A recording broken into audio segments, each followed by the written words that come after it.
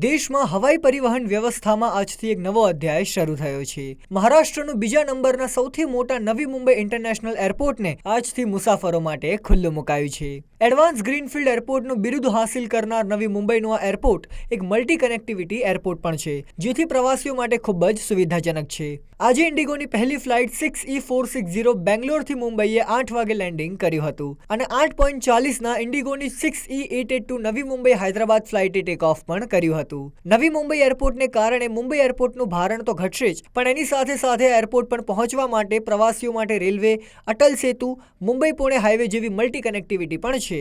નવી Mumbai international airport પર પહેલા દિવસે 30 ફ્લાઇટની અવરજવર રહેશે અને આશરે 4000 જેટલા પ્રવાસીઓ આ એરપોર્ટ પર પહોંચશે. 15મી જાન્યુઆરી સુધી આ એરપોર્ટ પરથી 48 ફ્લાઇટની અવરજવર જોવા મળશે અને દર વર્ષે 9 કરોડ જેટલા મુસાફરો આ એરપોર્ટ પરથી પ્રવાસ કરશે. હાલમાં આ એરપોર્ટ પરથી ડોમેસ્ટિક ફ્લાઇટ્સ ટેક ઓફ અને લેન્ડ કરશે, પરંતુ માર્ચ 2026 સુધી અહીંથી ઇન્ટરનેશનલ ફ્લાઇટ્સ પણ ટેક ઓફ અને લેન્ડ કરશે. નવી મુંબઈ ઇન્ટરનેશનલ એરપોર્ટ પરથી કાર્ગો સેવા પણ શરૂ કરવામાં આવશે. નવી મુંબઈ ઇન્ટરનેશનલ એરપોર્ટ ફંક્શનલ થવાને કારણે મુંબઈના એર ટ્રાફિક પરનું ભારણ ઓછું થશે.